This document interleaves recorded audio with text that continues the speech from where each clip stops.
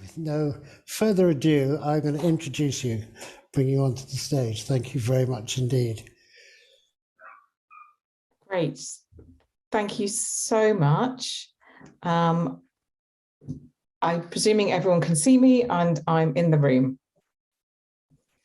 Great. Well, thank you so much for having me here today, and apologies I can't be there in person. I am actually in the process of moving house. So if you hear some packing cases being packed behind me or some noises, that's what's going on there. But without further ado, I'm going to share my screen and hopefully you can see a PowerPoint that's coming up. I'm going to go right to the very beginning and here we go. Great. So thank you for being here for this session. I'm Vicky Hunter. I'm a professor in sight dance at the University of Chichester, and I'm talking about a project that took place from June to September 21 called A Holding Space. And the project took place, say, from June to September 2021 last year. It was what I'm calling a micro project, and it stemmed from my engagement with new materialist theory, explored in a monograph publication that came out last year called Sight, Dance and Body, Movement, Materials and Corporeal Engagement, that explores themes of co-constitution and entanglement between humans and non-humans. And in the project, I had two dancers, Natasha Margerison, Kate Welsh, and a filmmaker, Jack Leslie. So it follows on from my work in the monograph. And then with the pandemic, a new set of restrictions emerged from which questions developed about the things we've kind of lost in the pandemic and re-emerging into nature spaces or re-emerging into exterior spaces per se, but I was focusing on what woodland spaces and being in woodland spaces might help bring about in terms of re-entering the world post-pandemic, post-lockdown. So these were my questions for this kind of micro lightning project. How might dance in nature spaces facilitate embodied transitions into the outdoors and open conversations regarding touch, proximity and holding, supporting one another post-lockdown? How might woodlands, trees and forests offer a holding space, which I'll talk about later, in terms of the terminology of a holding space, where we relearn how to be together, where other moving, breathing bodies are no longer fearful and to be avoided?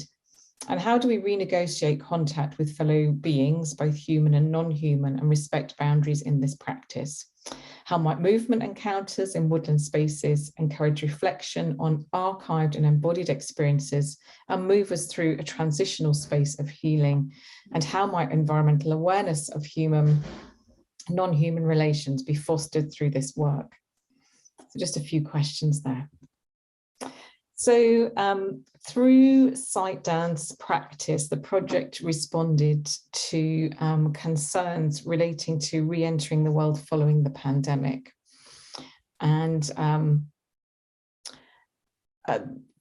through sight dance films, sight responsive performance and participatory workshops, the project aimed to develop confidence in being outdoors, being with others and touching and holding one another again. Following the presentation of a live sight dance duet performance, workshops were held in Kingley Vale Nature Reserve. I'm sorry if my little box of me has gone over that slide there, but it was Kingley Vale Nature Reserve in West Sussex and the South Downs Green Fair in Petersfield. And what emerged was a sight dance film work that I'm going to show you in a minute, which is an interpreted document, I'm calling it, an interpreted document of the live work and a vehicle, hopefully through which future public participation in these dance workshops in woodland spaces will be developed. So the purpose of the film work was to encourage this future ongoing participation, as opposed to producing a sight dance film work that pushes the boundaries of the genre in any way. It's more of a live document of the work. There's also an online chapter that's been produced, and there will be a book chapter later on that talks about the work. So the work itself, the sight dance work, explored 10 clear stages that could be easily identified and used as a template. So the choreographic work was then used as a template to frame the subsequent workshops. So we had 10 stages that you'll clearly see in the work, in the film, which are arriving and demarcating the holding space, taking in the sight, and in the film there's this kind of canopy swirling with the tree canopy that goes on, telling the story of touch lost and kind of this is why I'm here, so processing loss, sharing stories and listening and observing another, encountering another, joy and play, touch, offering touch, accepting and giving into touch, moving together, retreating and rewinding, and then leaving and acknowledging the space and the activity left behind. So the work itself was made quickly due to limited funding, and in many ways it was rather DIY. Costumes were provided by the dancers, the soundtrack was performed by myself and my daughter and mixed by my husband. The film was edited by Jack, seen here with the camera, in his bedroom on a laptop shared with his girlfriend. The production itself reflected the lockdown and restricted conditions experienced during the pandemic and the creative solutions that individuals, artists, and makers of all kinds worked with to ensure that things were made, creativity was sustained, and tangible outcomes and outputs were realized. And this DIY effect was reflected in the general population of the UK, in particular, as an increase in crafting and creative pursuits, such as knitting, painting, and drawing, were taken up by many people for a whole host of reasons and motivations. So I'm going to show you a little bit of the film now. Here we go. I'm hoping if there's a technical problem, you can't hear it, do shout.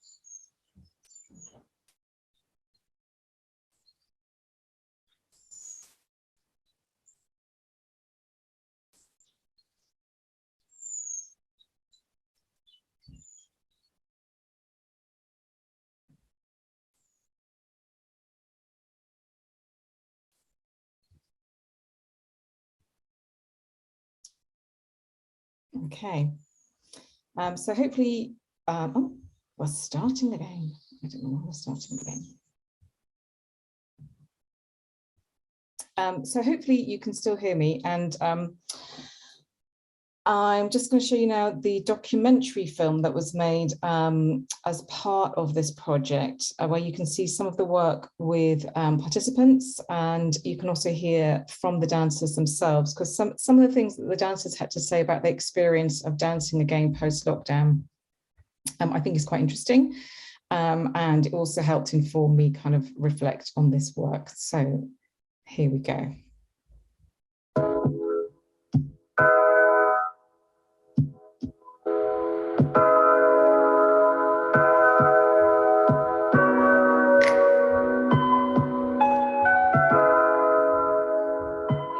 Together again post-COVID and lockdown without any restrictions was a surreal experience, especially dancing in such an open and large grand space, as opposed to being in lockdown, being confined to, you know, rooms, flats, and not seeing anyone other than those that were in our house.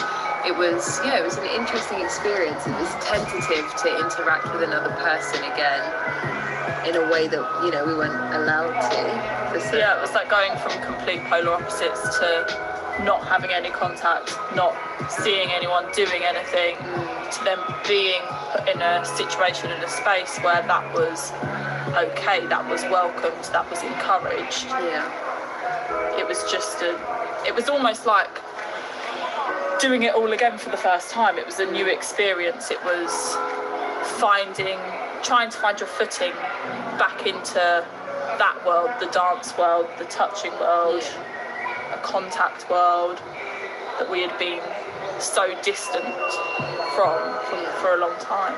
I think it hit hard as a dancer who's not consciously so aware of how often we have physical interaction with people, to then not being allowed to touch when you are a very physical person with other people, and that shared understanding as dancers. Yeah, it was a strange transition, and it almost happened straight away. And learning growth new ways to touch. So instead of holding hands and being face to face, it might be back to back, it might be arm to arm, and finding what you're comfortable with and navigating through that inner space that is opened. You don't feel confined, but that is still COVID friendly and stuff. Yeah. I feel like post-COVID, COVID actually made studios feel a bit awkward and uncomfortable and unnatural, because they were confined spaces. And I think it, like, working outside in a space like this, it's a way in. We got comfortable having contact in a space like this, or moving in a space like this, and I wonder what impact that has for the future of us eventually moving back inside and taking normal class, and when things do go back to normal. And I think these types of spaces were sort of a lot of people's only access to outdoors. You know, you had your 30-minute allowance outside, your exercise allowance, the time away from your confined space in your home. During that period, these were sort of the outlets for being outside and having some kind of contact with other people. So it almost offers like a more natural transition. I think it alleviated some of the awkwardness, and it definitely helped make the transition from... Sorry. I'm just aware of the time, so I'm just moving forwards. But we heard there from the lovely dancers. So just to kind of end on some final thoughts really about the project, and relate to this idea of a holding space. The notion of a holding space stems from Donald Winnicott's work in the 1950s and 60s in psychotherapy, where he describes the entwined, subjective yet objective mother-child relationship. And according to Winnicott, the mother holds a space in which the child is nurtured and makes discoveries whilst contained within this safe environment, but not an overly controlling environment. And whilst there has been a feminist critique of Winnicott's work, the model of a holding space is useful to describe a temporary and malleable ongoing space of process in which relationships are forged, and also self-identity and self-awareness is fostered. Ideas of the holding space then have been taken up by authentic movement practitioners in their modeling of the movement-witness relationship, in which this temporary space of encounter is championed, and it contains a set of information, experiences, and embodied legacies, and they're exchanged in that space. But these exchanges are reliant on this willingness and acceptance of openness, non-judgment, observation, and reciprocity, working as key operations enacted through the holding space interaction. Similar processes were set in motion in my project, both through the devising and choreographic process and through the participatory activity.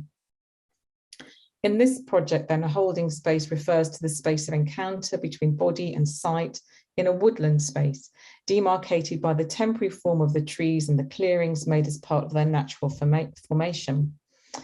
The notion of nature as a potential holding space was central to the project's design.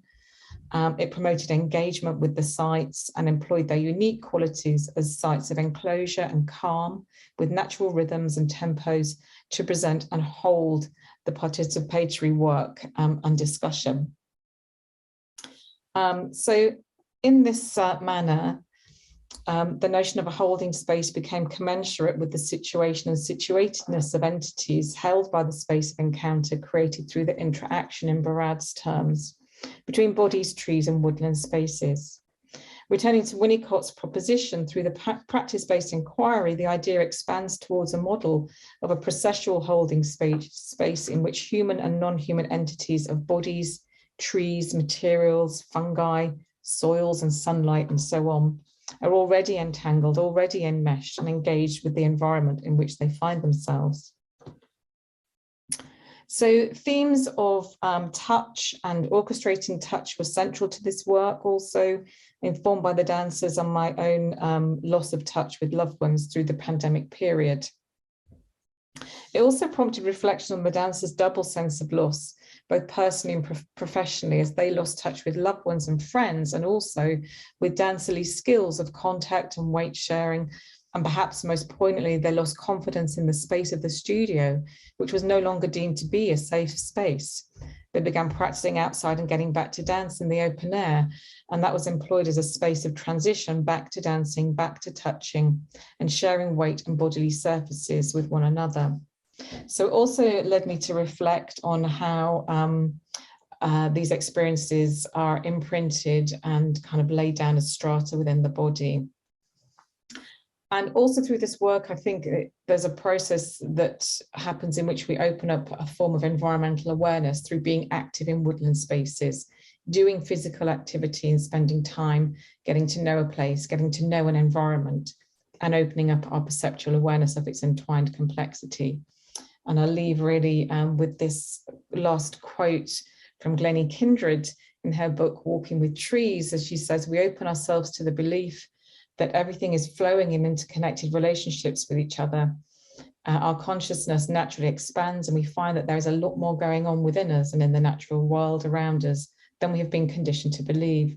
As we expand into our interconnectivity, we change, and our relationship with the earth undergoes a dramatic shift as we realize that her well-being is our own well-being. We naturally become earth allies and earth protectors and live our lives in ways that help the earth to restore her equilibrium. And this in turn helps us to restore our own. Thank you so much for listening and for bearing with the tech. Thank you. Vicky, thank you very much indeed for that. A beautiful film. Lovely, thank you. And it's so interesting, isn't it, that it, in one sense, COVID changed everything. And I think for that, also for that particular peer group that you were working with, the dancers you were working with, it changed it more for them than I think for those of us who probably have more access to open space, more private space, all of those things that young people tend still not to have at that stage in their lives. And so I think the changes were much more profound probably for them. And I just wondered you referenced that idea of being with and being in, and I just wonder how much of that, you were making a piece with a group of dancers, and it looked like some family groups as well, in an open space on a beautiful day, and it was about a communication with those trees. But I wonder how dominant the whole issue of feeling release and feeling freed came into it. Yes, significantly. I think the idea of feeling free and feeling released was very much perhaps a kind of an over, particularly in the event that you saw there, which was at the Green Fair, the South Downs Green Fair, which is within the September, and already in the September. So it was kind of a weird period where we had some freedom, but then we didn't know that actually then in the October we were going to be locked down again. So people were kind of, just enjoying that being free and being with. But that was really then what the dance work was trying to do, was also then promote more of the being with and more of the appreciating and really seeing and really looking at the trees and really going into the minutiae. And in the second workshop there that you saw at the South Downs Green Fair, I introduced some pencils and some tree rubbing and some drawing as another mode that's maybe less scary for a general public than dance and more accessible, but to really get people up close and touching things again. The idea of the loss of touch wasn't just about touching other humans, it was also about touching things, dirty things and things sanitized. So that idea of being with and moving along, I think, kind of evolved. I hoped to try and promote the evolution of that through that technique, really.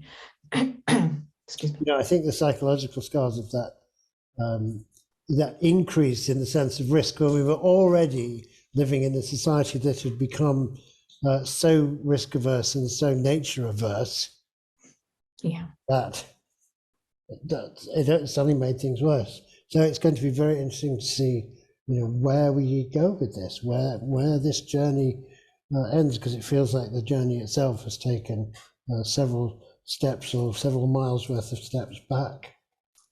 So re-establishing something just by the kind of work you were doing there feels really important. But equally, I was struck by, one of the dancers' comments about the studio no longer being a safe space. And of course, it's the ultimate safe space when you're a moving performer. If the studio space is not holding you have nothing. So I was very struck by that particular remark. Yeah, and I found that most upsetting, actually, that again, as a dancer, as someone who's trained, as someone who's taught, as someone who's choreographed, the dance space, the dance studio is always, or to me, it feels like going home. It feels like a space wherever you are in the world, you can take class wherever, and you feel that space is a familiar space. And for that to be deemed no longer a safe space was really upsetting, actually. Great. Thank you so much for bearing with us with all our little flurry of delays at the beginning. Our time is up now, and there have been some questions which we can forward on, but thank you so much for being with us. We really appreciate it. Thank you very much.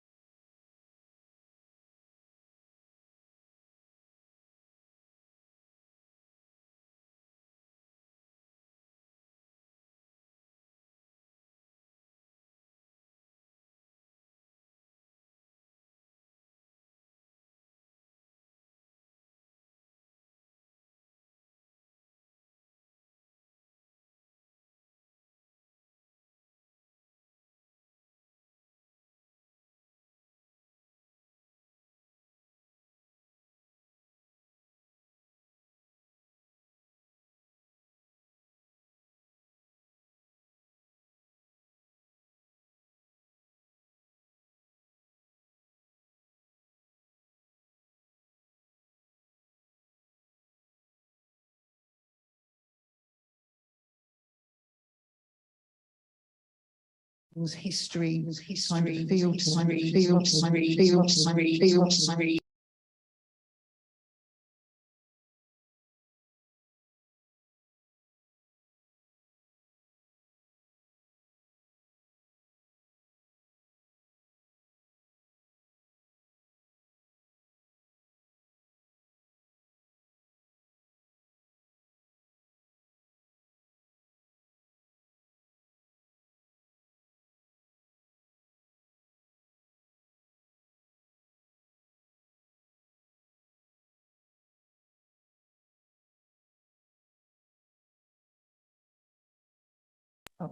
my existence up to about 40. And then from that point, I started to do editing work, editing the written word mostly. So academic papers, books about psychedelics and about occultism. And I also publish books occasionally as well. I also work in video and digital images, and I run workshops and retreats quite often with my partner, Julian, who's over here as well. So that's the kind of things that I do. So the background to this talk, I came across this symposium by chance online, and the title resonated so deeply with my practice that I just felt I had to come. So in the next 20 minutes or so, maybe a bit less because we're running a bit short of time, I'll describe something of the ways that psychedelic states of awareness might have something to say about non-human states of awareness as well, and what messages might carry through to our daily lives and integrate themselves into our habits. I'll leave time for questions towards the end, so hold on to those or make a note of them if you have any while I'm talking. I'm not here to promote the use of psychedelics. These are powerful substances and it's wise to respect that. I'm describing how they can affect some people some of the time in some circumstances. The range of effects is considerable and it depends upon a vast number of different factors, the same as any experience or behavior. It depends upon the mindset of the person going into the experience, the encounter with the psychedelic substance. It depends upon the setting where they find themselves and all of the culture, the physical settings, the weather, all of those different things that make up where they are. And also, of course, the substance itself. What kind of psychedelic is it? How much are they taking? And the experience is also it's very much defined by what I refer to as the settling process, the integration afterwards. Sometimes you can have a psychedelic experience and at the time it feels all wonderful. And then afterwards you think about it and you go, there were some quite serious lessons in that, or maybe I got a bit carried away. And other times it might be a really sort of like difficult, working through lots of difficult trauma memories and moving through those things. And then afterwards you look back at it and it was like, I feel so much better now. That was cathartic. So the settling part should be viewed as an intrinsic aspect of the psychedelic experience itself, because without that, we haven't put it into the context of where it fits within our lives. It's just a sort of floating bubble that can affect us in different ways. So that, I think, is an important part to remember about this process. And I'd also like to say that media representation of the psychedelic experience, which no doubt everyone is familiar with, regardless of their actual personal experience with psychedelics, media representations rely on words and especially pictures in our digital and in our screen world that we inhabit a lot of the time. So these things miss out other sensory modes that we can't transmit using those things. And there is a lot more to the psychedelic experience than words and pictures. So because this is all about embodiment, I'd like to just move a little bit. For those who would like to, I'd invite you to stand up at this point, just for a minute or two. So. And just being mindful of your neighbours, let's just gently stretch and just ground ourselves in the space that we're in right here, right now. So if you just stretch very slightly and just feel the weight on the ground, which might be on through your feet, or if you're still sitting, feel your weight on the seat. Feel the air moving in and out of your body. Be aware of the temperatures that you might feel as the air moves over your skin. The bare flesh that you have, the covered flesh that you have. Close your eyes and become aware of your position in space. Use your interoceptive ability to know where your limbs are placed, where your body is, how upright is your back. Which muscles are you aware of as you gently move? And just to finish off, I'd just like you to gently just give a little shake, just a little shiver, like a wet dog. Marvelous. Thank you very much. Now, what we've just done there is to use ancient origin perceptual awareness. The exact same systems that we experience through evolved millions of years ago. I've been experimenting with the concept of humans as a specialist type of land fish for the last few months. So I've been looking at my limb as really bizarre fins. Which is quite explains why your knees are so rubbish. They're not meant to be doing this. They're meant to be all like just small, much smaller and going through the water. It gives you a different sort of viewpoint on things if you're just looking at animals instead of like looking at them as a type of ape, which is quite easy to do. Like, oh, yeah, that makes sense. But look at us as a type of fish, because essentially all animals were at one point fish. So it's just a sort of a little trick to try and refresh our view of how we are in the world and how we come to be the way we are. The balance organ that you have in your head goes into your brain, and it's very tightly wired with it. It's like deep within the actual skull. It's very tiny, and it's within the wall of the skull here. Sort of in here about a couple of inches. And the balance organ that we have relates to the part of the brain that is our spatial awareness, and it relates to language processing, and it relates to our short-term memory of space. These are all the same part of the brain. And I know this because I had a head injury about 12 or 13 years ago, which, touch wood, it's artificial wood, but it'll do, seems to be recovered now. But I had a head injury which damaged my balance organ, and it made it very difficult to remember things on a short-term basis, and it made it very difficult to speak about things. And I couldn't remember things like the order of the days of the week for a while. It was very confusing, but it was really fascinating learning about why this was happening to me. So that part of your brain that is the sort of short-term bit of memory where you hold the now in, which is roughly 20 minutes long, that sort of length of time. That's how long sometimes sensations take to arise into consciousness. And so that part of you is the balance organ that fishes would use, and it would be next to where their gills were. So the way that we process these things is to do with how we find ourselves in three-dimensional space. We tend to think of ourselves as like two-dimensional because we have bilateral symmetry, so we go back and forward, left and right, up and down. But if you consider the life of a fish, it needs to position itself in three-dimensional space in a much more diagonal, fluid kind of way, because it can move in any of these directions at once, rather than the very much sort of ground two-dimensional plane that we find ourselves moving upon most of the time. I think this is one of the reasons why in dreams we sometimes fly, is because we're tapping into that swimming kind of thing, especially as humans are quite aquatic creatures. Our biochemistry is common to life forms of even wider reach, since multicellular life arose about 600 million years ago.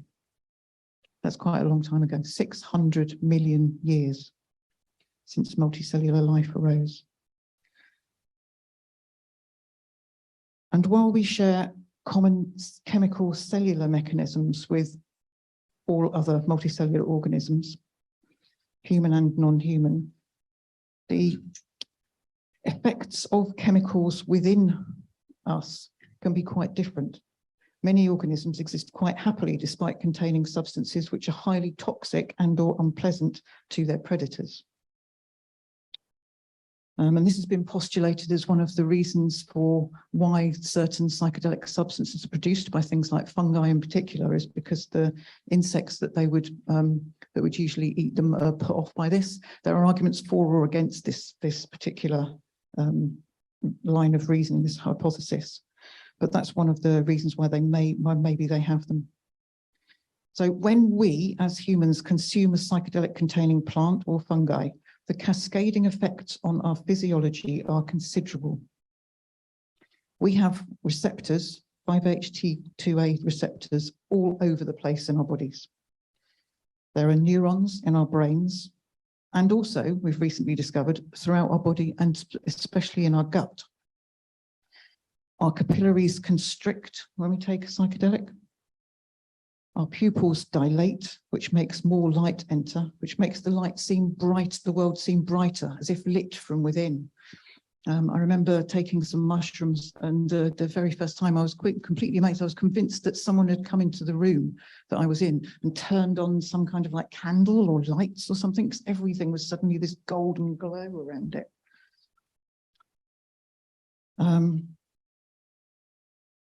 And it's interesting to know that about the capillaries constricting, because that's one of the reasons why if you don't do something, it can make you feel a bit uncomfortable, because you're like got this sort of like you tingling kind of not quite right feel to your fingertips in particularly, and it can make you feel a bit like antsy. So if you know about this in advance, it's quite helpful, because then you can either eat some dark chocolate, which helps with vasodilation, or you can move about a bit, because moving about, going for a walk, something like that, gets the blood moving and helps those things to become and back into a normal balance. I'm going to be talking about the situation where someone has had a sort of low to moderate dose during this talk, rather than so much that they're rolling around on the floor and don't know their name. I'm talking about people that are able to. I would look I'm talking about a level where someone would look ostensibly pretty much like a normal person going about their business, maybe a bit more smiley. And on a more gestalt level, we become more present in the psychedelic state. We become more present in the here and the now.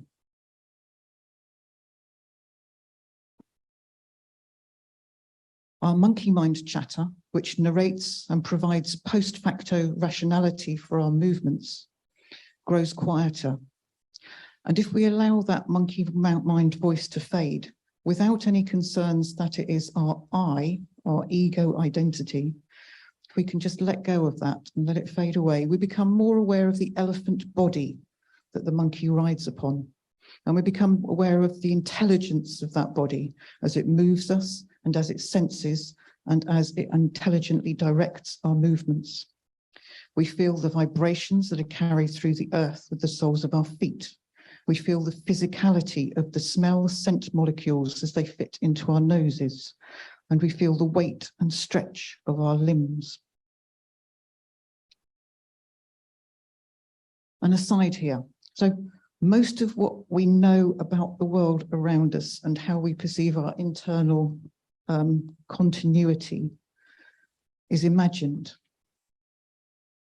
because most of our lives is fairly predictable, and so our brains, our evolutionary structures, to be more efficient, they anticipate what's going to be there.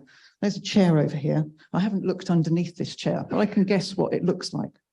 And the mind does that as well. When you look around you, it constructs bits of the world that you're not looking at. You only accurately see a really, really tiny bit of the world very accurately. So that's why your eyes are constantly moving and scanning as well, because that's what you do. But the picture is very believable and real inside your head, because it remembers and it constructs and it imagines. In the psychedelic state, that skill, that ability disappears. And if you're not prepared for that, that can be quite unnerving. There's a reason for this continuity, and it also works on an internal basis as well, our senses of ourself. So not just our sights and our sound, but also our perceptions of touch and all the interoceptive abilities that we have. Our sense of continuity smooths out errors, because the body system it's analog, it sometimes makes mistakes. And the glitches of cellular signaling, which is inevitably binary, there's a certain sort of on-off nature, a flickering to our perception of colour, of temperature, of everything that we do. Because if a signal is just on, it becomes not a signal anymore. It's just a constant shh there. It has to keep going on and off for us to be aware of it. But if that happened to you all the time, it would be really exhausting and you wouldn't be able to make any sense out of it. If red was like constantly fading in and out of red and something else, it's just like, doesn't make any sense. If you stared at your hand and the colors of it changed all the while, it would be really peculiar. What would be going on there? You wouldn't be able to look at a fruit and know how ripe it was and whether you could eat it. So that smoothness in an everyday sense is incredibly important and useful. But the loss of this smoothness, the loss of this imaginal continuity and stability to the perceptual universe we create around us, this reveals the chaotic symphony that is our sensorium, both interoceptive and external. Somatically, we might feel at one moment the extensor muscles and be long and tall, or we might feel the weight of an arm as overwhelmingly heavy. We might focus on temperature and wonder if we are hot or maybe cold. We feel a sense of the peristalsis of our guts moving, which usually is very subconscious, although you can focus on it if you decide to. And this can lead to people thinking that because usually you become aware of that when it's going wrong and when you're about to be ill. So if you feel that, that's the sort of trigger that has. But if you can reassure yourself and go, oh no, that's just because I'm aware of it. It's not abnormal. It's just that I'm aware of it at the moment, and then concentrate on something else. And then you can feel comfortable with that sensation. That's why it's important to know this information about how your body works and how the biology fits. So all of these internal senses flicker, and unless you have practiced, they can be unnerving. And our very sense of physical time, the way that our brain measures it, alters. Reality becomes very slippery.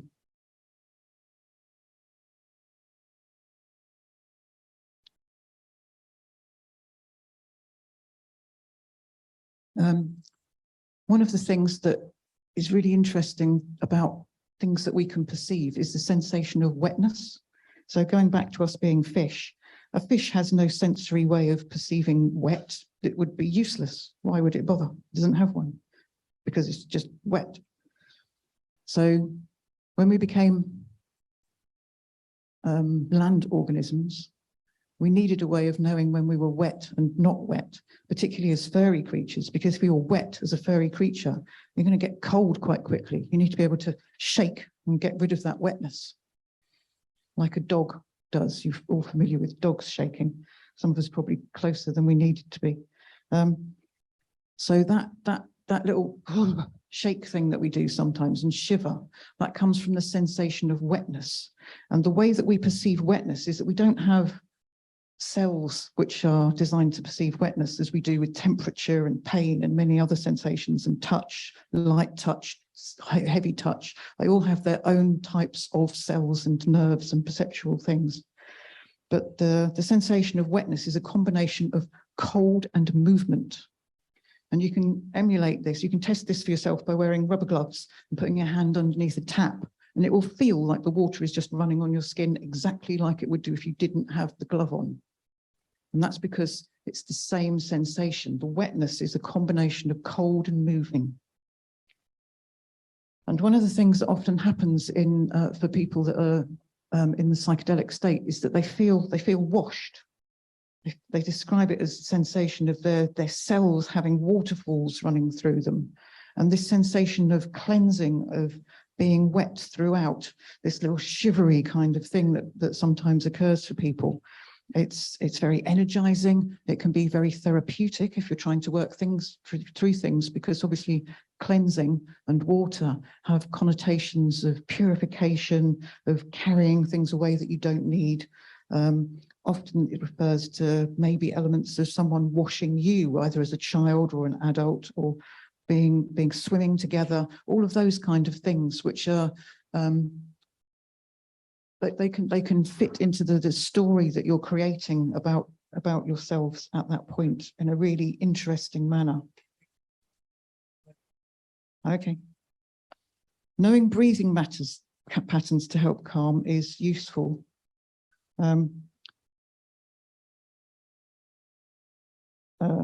As is conscious types of movement practice. So dancing, Tai Chi, walking, etc. Anything that you've been practicing beforehand. It's not a good time to learn yoga. But if you're already accustomed to doing Tai Chi practices or walking, that's a really, really good thing to do when you're in this state, because it gives you something to focus on that you know how to do. And it can give you an anchor into your existence in the world, so you don't get lost in trying to make sense of something that doesn't. The state of consciousness has been compared to that of pre-verbal or very young children, which might explain the deep sense of familiarity of homecoming that many people report.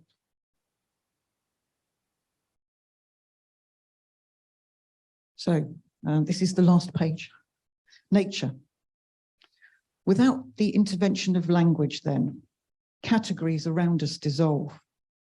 Self-other boundaries fade away to a degree. And that time of lived embodied awareness as a part of the universe which is emerging and self-aware becomes full of awe. Like the quote in that last talk that referenced the way that the quote that the last talk ended with.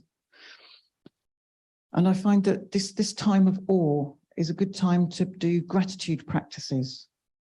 This is what many psychedelic ceremonial practices, rituals are set up around, is that you do prayers, you do offerings of thanks for things in your life at this point.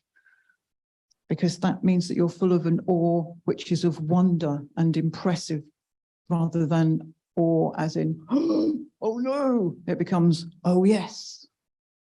That gratitude helps to shape that awe into one of feeling safe in the place that you're in and thankful and surrounded by good things. You count your blessings.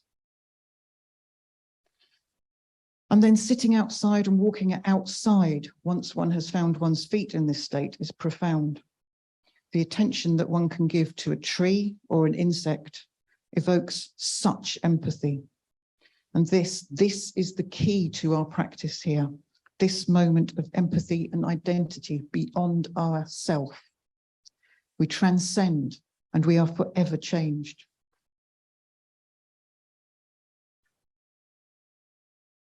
Much of the works outlined here have emerged from my occult practices. Shamanic drum trance, mindful meditation, breathwork, invocation, drama therapy. The same results, the same altered states are accessible through other methods. But for me, ingesting a sacred plant or fungi teacher has another layer. The change in me is from another life form. I am thrown fully into inescapable awareness that our chemistry is what we all are, the mechanics of existence, and the spirits of these life forms, the landscapes they grew in, is within my body-mind now.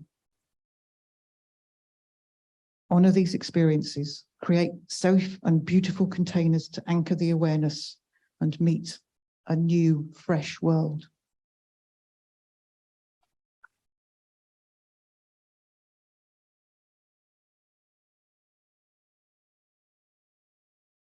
Thank you. I'll go away. Thank you, Vicky.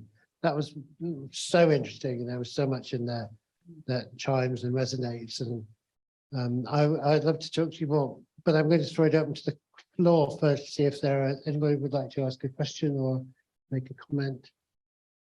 Yes, can I be more? Oh, okay. Thank you so much. That was really interesting. I have a kind of a wish that I wonder if anyone here can answer. And as a somatic practitioner and someone who's experiencing psychedelic, I'm really interested in the conversation between these two and how the somatic practice can fit into the psychedelic experience, and how, yeah, this conversation, and also what you kind of said at the end, how the parallels. I definitely, through somatic practice, arrive to states that are very similar. It takes much more time. And I feel quite alone in that, because there's not many people. It's like I have two different worlds, and I would love to have a space for conversation and collaboration. And so I'm just kind of putting it out there for as a wish, or if maybe it exists, the space, and I just don't know about it. Yeah. Thanks. Anybody else? You want to respond to that? Yeah, just briefly. Thank you very much. So the world of psychedelic therapy, one of my other things I do is that I'm the chair of the executive committee of a charity called Breaking Convention, which runs biennial conferences. So I know quite a lot about the world of psychedelic research from a scientific and therapy kind of point of view as well, because that's who I hang out with a lot of the time. And one of the things that therapists are about to start realizing and starting to do is, oh, if you just like get people to lie down and put eye shades on and play music to them, that does something. But maybe we could do something else. Maybe we could get people outside in nature. And maybe we could do like group stuff as well, moving about, very exciting. And the reason for this is very sensible. I'm sort of taking the mickey a little bit there, but the reason for this is quite sensible, because when you're doing the initial studies, you're trying to prove that these things are safe, and you need to have you need to control the variables in an experiment. So that's why it's had this thing so far. But now we've shown that it's, you know, physiologically really safe. These things are not toxic. They don't mess with your chromosomes or anything weird like that. They don't make you go crazy. They do the opposite, generally. So people are now thinking about how to use them therapeutically, because they are about to be licensed in I think another year or two in the States, and then inevitably here soon after that.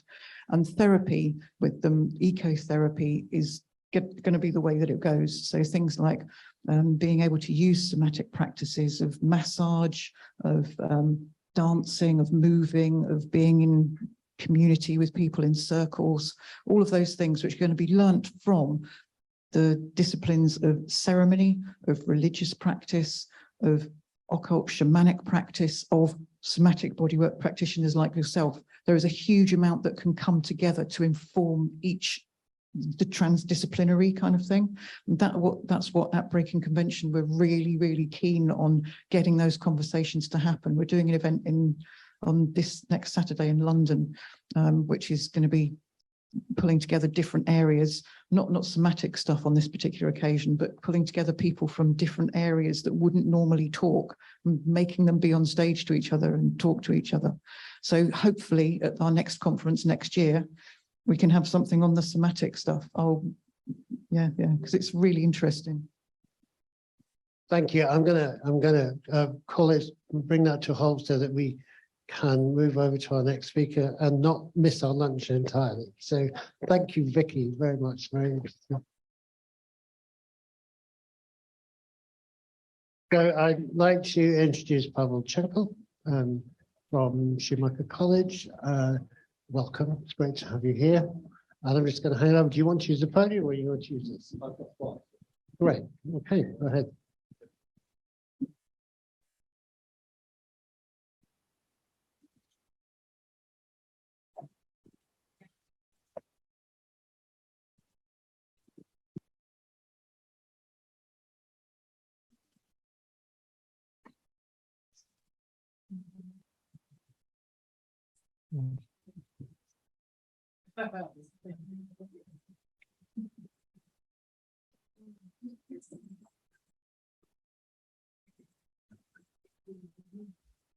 All right, hello everybody, those of you that are left.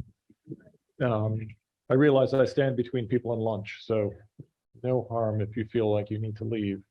But anyway, thank you so much for having me. It's a real pleasure to talk about, well, hopefully things that can contribute to the conversation here over the next couple of days. I want to share just a few things. I'm coming at this from a number of perspectives. As Richard said, I'm the head of Schumacher College. I'm also the director of Learning and Land here at Dartington.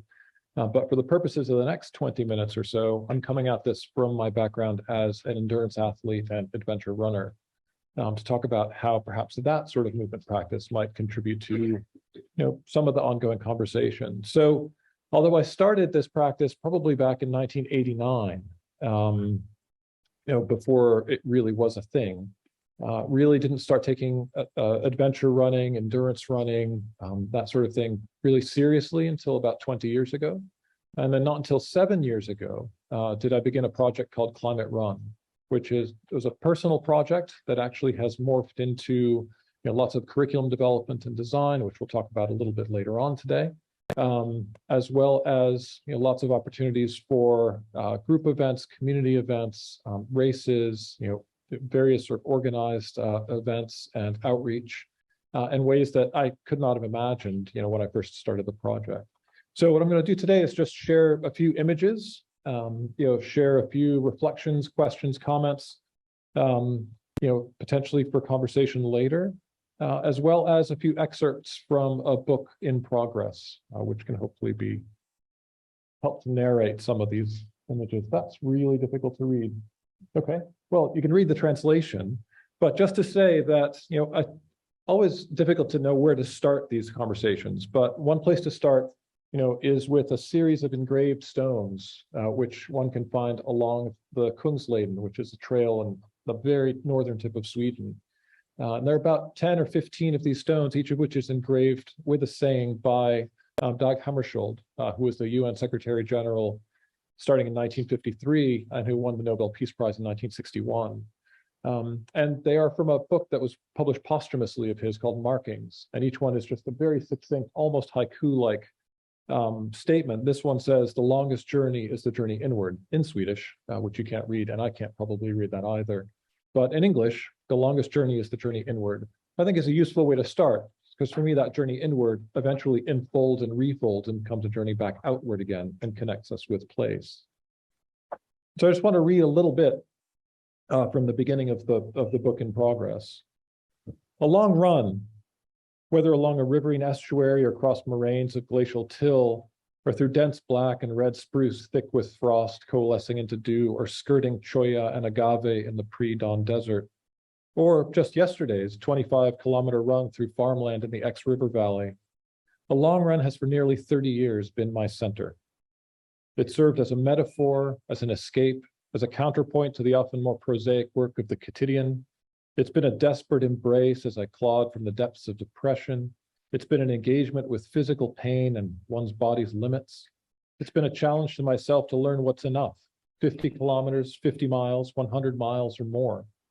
It's a springboard for my academic life as I teach and write and design curriculum that brings all of myself to bear.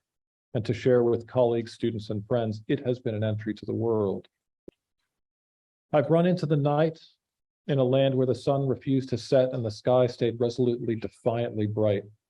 I've run upward into the cooling dark of an alpine night at 4,000 meters. I've run from the pre-dawn to sunset on low ridges near the sea.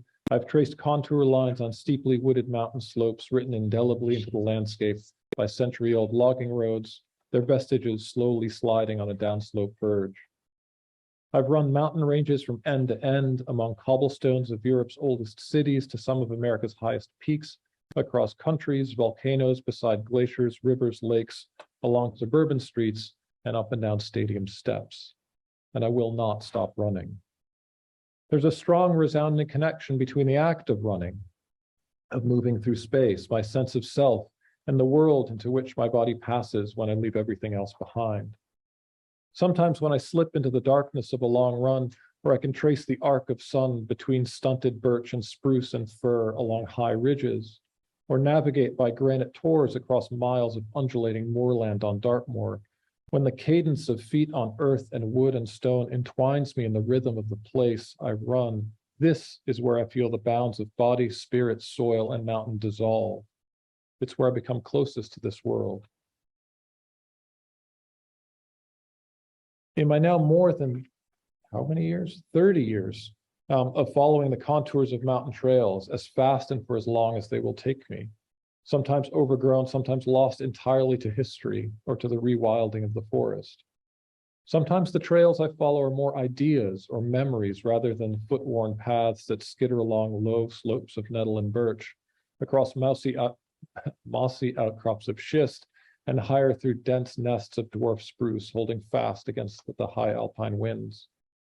What stays with me after every run, deeply etched within each successive step I take, is that feeling of being utterly immersed in a dance of body, place, and time, when I've given myself up entirely to the process and to the rhythm of self and place. I become calligraphy, in Thomas Merton's words, writ large on the landscape, not in indelible marks etched into soil and stone, but as ephemeral script that settles within my soul as I continue on my way, having shared myself with that place. It's forever with me. These are the thoughts I carry with me on every run I take.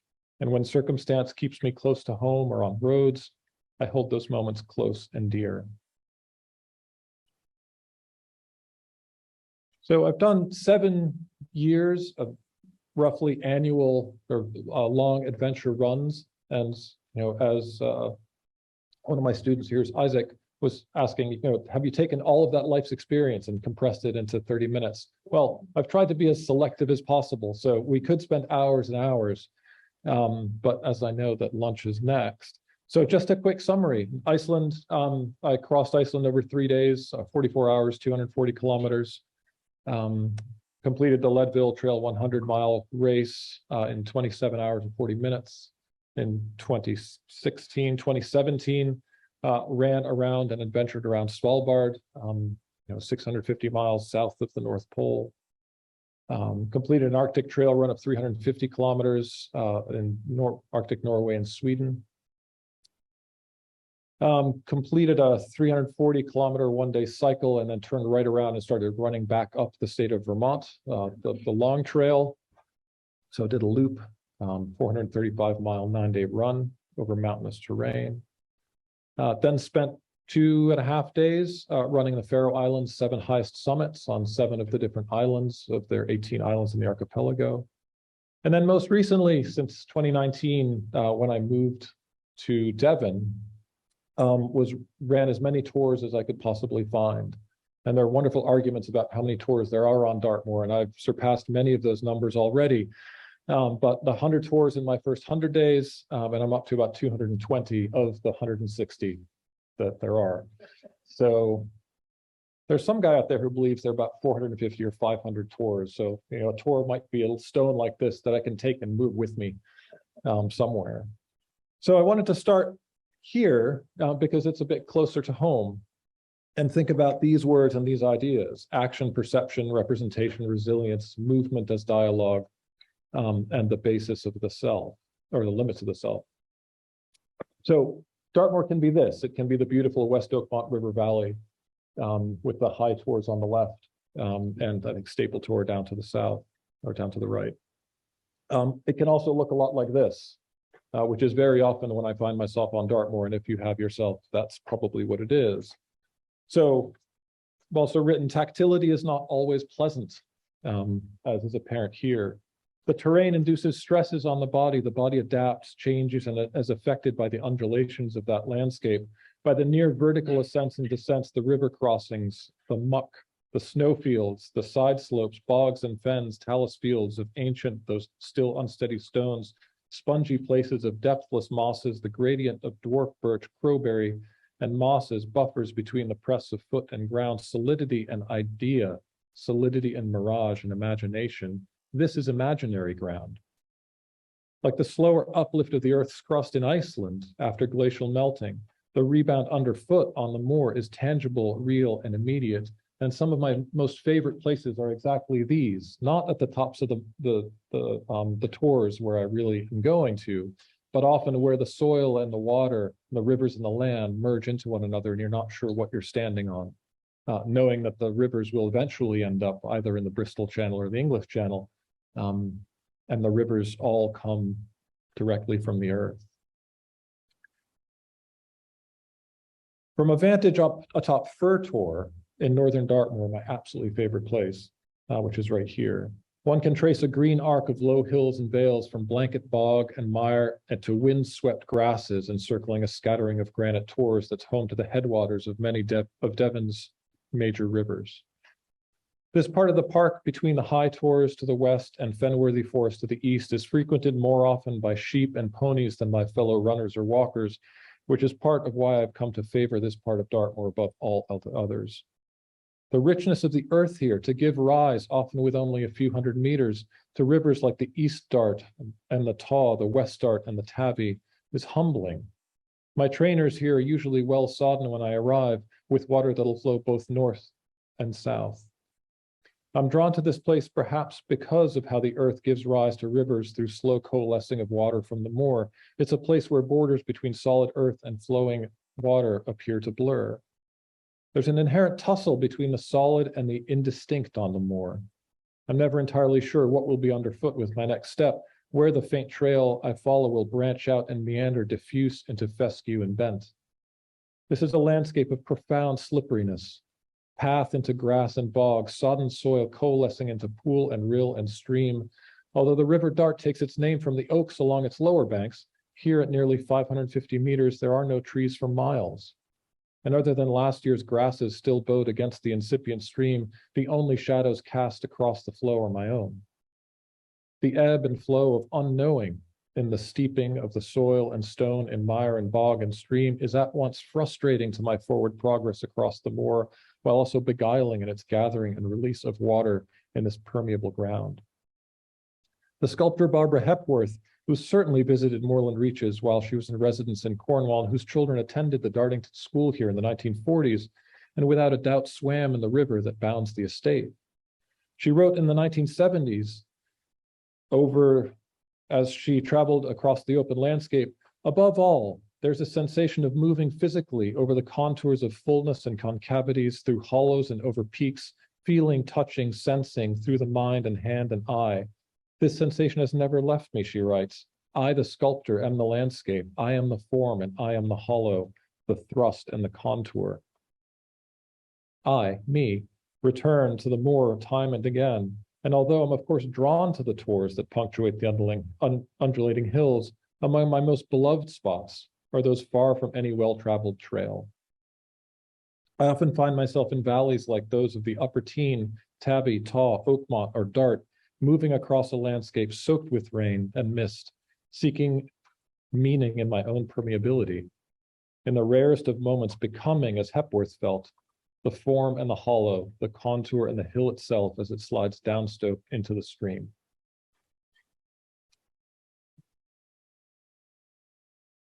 So this is not Dartmoor, but just looking at a couple of examples from other places where I've shared similar experiences with the land. And the more I put this slide deck together, the more I realized it was about immersion, it was about water, and it was about being completely immersed and seeing the permeability of the boundary between self and place blur entirely.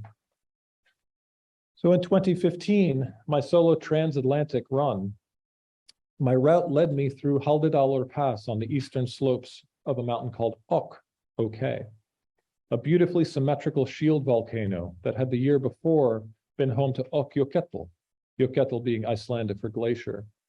And Jökull was the first Icelandic glacier to have completely melted away in the Anthropocene, and whose disappearance can be clearly tied to anthropogenic climate change. Just a few images from that run. I ran past Ök into a headwind that threatened to push me over, spitting rain like needles against my skin. The 10 billions of tons of ice that annually disappear from Iceland is impossible for me to imagine, and too easy to subside into a homogeneous blur of meltwater, churning gravel on its braided course to the sea. I'm more comfortable in what is immediately underfoot, the moments and spaces in which we build resilience, rebound, and momentum for our next step. In Bruno Latour and Peter Weibel's expansive volume Critical Zones that I just talked about in our course the other day, Authors explore the almost impossibly thin inhabitable layer on our planet that supports life, the critical zone, and its often messy interweavings of politics, ecology, language, culture, bodies, data, and love. In the Anthropocene, this zone is as much about the place as it is about relationship. In our engagement with place through various movement practices, we are always moving, whether through the rise and fall of our own breath, or running across the open moor, or submerging ourselves in the cold March sea. Our movement precedes us, interbraids with our bodies, and persists like so many ripples in a meltwater pool. Movement is always relational. Much like extended cognition considers our active engagement with the cognitive experience outside our bodies, there's an extended mobility that is a recognition of the local and global movement networks of which we are all often unknowingly a part. When my nearly inevitable participation in an economic system that contributes to climate change, that in turn precipitates the melting of Iceland's glaciers, which leads to a palpable rise in the Earth's surface as those glaciers relax the Earth, then that 20 millimeters of uplift that they've measured annually in some sites in Iceland becomes an expression of the whole of our tangled and messy relationship with the world. The world presses back at us as we walk across and run across its surface, meeting us and inviting us to explore and inhabit the aliveness of that space between the visible world and another world that is constantly in flux, made through movement, through relationship between us and the more than human world. So the effort seeks us out, not we the effort. Another stone along the way, so a bit more visible.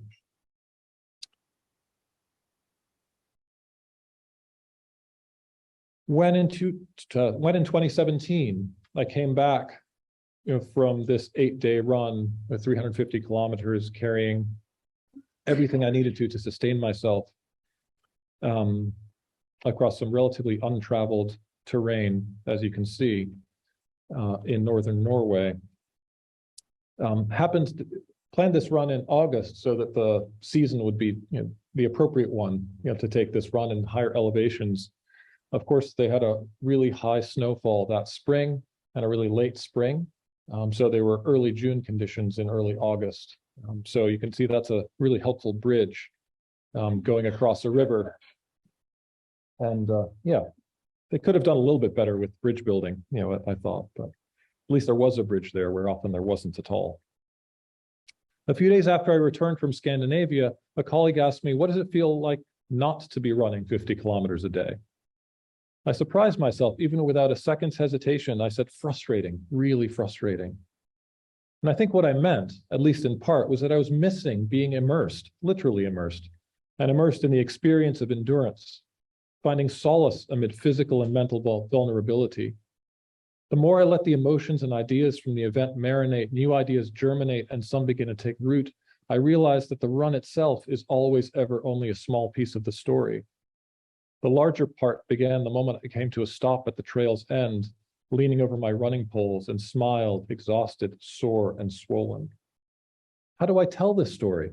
In one way, of course, the run is the story, but even more, it's about the intertwining of resilience, rebound, ecology, and athletics. This is the narrative through which I can best share what I experienced, what I learned, and what I think was most valuable from all that has gone into Climate Run. Toward the end of her wonderful book, Runner, Lizzie Hawker, UK-based ultra runner, describes running as a place where I can experience life beyond the limitations of time and space, a moment where I can almost touch reality, a moment where everything seems to make sense, a moment where I can understand, where I think I understand, fleeting, ephemeral, short-lived, but real. The story I want to tell is just this. Those moments where the endurance of extreme physical bodily challenge helped me to better see not only myself, but also my connection to the complexities of the world and begin to understand what resilience really is. Resilience, not as adaptation, not as resistance to change, not as a way of escaping being vulnerable, but rather resilience as an embrace of that vulnerability, to help us build an entirely new ethical relationship with the human as an irreducible entity and with the world that is forever transforming to the creation of new ecologies. Or as Lizzie put it, what is our concept of self and can we trust it? And I would add, what is our concept of ourself in the world? And how can trusting that help us make that relationship better?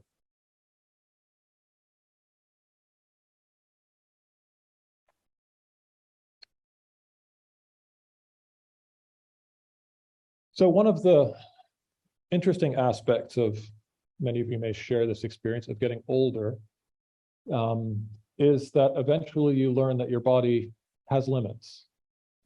And when I started doing these sorts of things, as I said, in 1989, my body didn't seem to have any limits at all. But now at the age of 51, and when I started taking this more seriously in my early mid-30s, there are parts of my body that, say, okay, that's enough. You can stop now. And in fact, I insist you stop now. So I've had a few of those experiences and actually had to curtail a couple of these longer running projects, before I'd hoped to finish them. And one of those was when I had cycled down the length of the state of Vermont and then turned around and ran back up again. 2 days from the finish at the end, I simply had to stop because I succumbed from, it seems like, sort of chronic stress pressure points in my shins. So sort of pre-stress fractures that flare up when I reach about 150 or 200 miles or so into one of these events. So if that's a limit, that's probably okay, but still, it is one that I didn't think existed. So I may need to rethink longer runs, because of this persistent issue. As much as I'd prefer not to set limits, it seems as though my body would appreciate some. The pain isn't all negative. The pain is the way that my body's connecting with the stresses I'm putting it through. And as I move through these places and over these mountains and past these rivers and lakes, the pain is part of the experience. And it is sometimes through that pain that I'm able to focus and understand the experience from a different and unique perspective. If the pain is at the limits of what the body is capable of, that's a limit I've always wanted to reach. To be able to make decisions based not on moral courage or strength of character or desire, but about what the body is physically capable of. And at my age, this pain and these limits are complicated. And so one last example from Dag Hammarskjöld, from beyond, something fills my being with a sense of original possibility. And it's just one last example from the Faroe Islands. So where I spent 3 days, never having been there, just researching it briefly and realizing there are all these wonderful mountains. And they're really laid bare and they're accessible and they go right to the sea. And it's a lot like a lot of places in northern UK as well. But the accessibility and the sort of invitation and the lack of trails and the relative emptiness of the place was really inviting. And since there were really no people around, no one was doing the types of things I was doing, it was really the wind that kept me the closest company. And the wind keeps me close to myself. I hold myself close and hope that I can keep these upward steps at a pace and a rhythm that lead me where I need to go. Sometimes I'm not entirely sure where I'm heading. The compass, the GPS, and the maps all help to sketch out a route across an unfamiliar landscape, but they're only tools to point me in a direction. The reality of the ground and that undulated underfoot, the sound of the wind in my ears and the feel of it against my body, the wind contours my shape, knowing me as I know it. There are few embraces more intimate than those I have had with this unabating wind in these far reaches of the subarctic.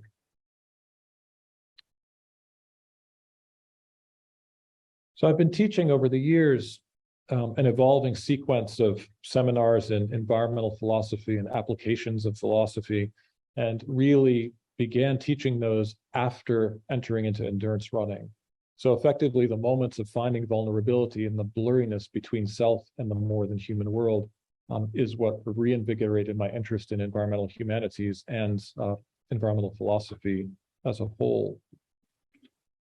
So as I've been teaching these seminars and master's programs, together with Rachel Sweeney here and Marie Metenier, I've launched a new master's at Schumacher that ties sort of engagements with the entangled domains of self, society, ecology, and creative application. And we'll talk about that in just a couple of hours. So my goal is to engage students in thinking beyond the self, beyond the dualities of passion and intellect, or creativity and empiricism, or human and more than human, to touch the world with all their senses and share something of what they find with a broader audience. And it's in the turning from self to world. As Thomas Merton again has invited us, we do not go into the desert to escape people, but to learn how to find them. We are invited to forget ourselves on purpose, cast our awful solemnity to the winds, and join in the general dance. A shift from autopoetic to sympoetic perspective, if you will. But I hope my students will see new ways to bring us all closer to holding space for our complex, entangled, and messiness together in this world. Thank you.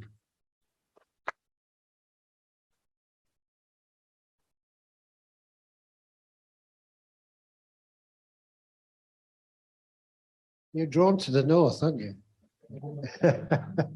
I wonder how much of that is about the kind of physicality of the physicality of the landscape, the physicality of the climate in those places, and your own pushing your own body to its limits.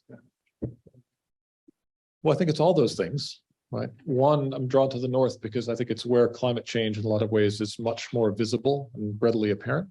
And so coming back and being able to share those experiences, you know, from anyone from, you know, school children to outdoor enthusiasts and, you know, to this audience here is, I think, a really helpful leverage point to sort of make real something that people might not have quite as clearly in mind. As well, I'm also drawn to the open landscape, which I think is clear from the images and why I spend so much time on Dartmoor. Maybe it's having grown up in New England, which is, you know, forested and covered with trees, that I just want to get above them and see things. So, yeah. It is just, yes, go on, Sabine. I am. You're obviously a very talented and athlete, and a lot of people do running, maybe not quite as extreme as you do it. So, but I'm totally on your side with how the running can help you extend the sense of self and sense of environment. And I guess you don't need to run hundreds of miles like you do. I'm currently training for an ultra, a very short one. So I'm getting all of what you experience, and I'm getting that too at a very much lower mileage. But what I'm really interested in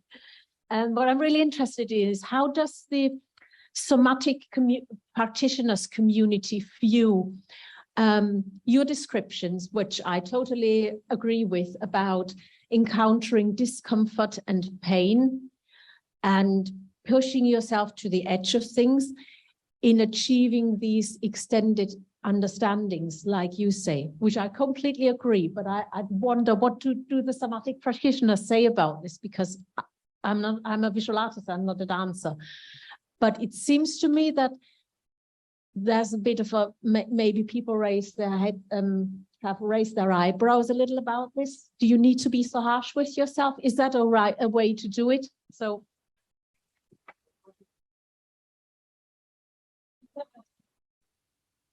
I don't like being in pain. And, you know, no. Then just to be clear, that the pain that I, you know, succumb to is an unfortunate, seems an inevitable result of a certain type of activity. It's not something I would seek out. It's something that inhibits and stops me from doing things. So for me, it's a limit. What's that? It just happens. Yeah, it just happens. But it's a great question, though.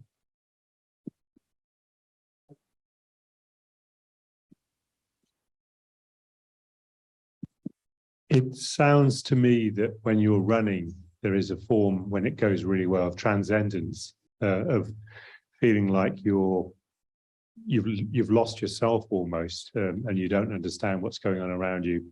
As a former runner myself, I used to run in the Lake District, I still do now. It's that moment when you can't remember along the trail. So is that something you encounter? Is that something you look for? It's something I encounter, and I think it's something that I think I do look for it, since I have encountered it before, and it's a feeling of that vulnerability, and I can almost identify the exact moments and place and instant where that happens, particularly on these longer runs. So, naturally, I want to come back to that. And that's why sometimes the limits that I'm facing are a bit frustrating, because I want to be sure I can actually achieve that. And it might mean that I need to adapt my approach and approach things in different ways as mobility decreases over time. Great. I think before everybody else eats all the food, we'd better go. But Pavel, thank you very much.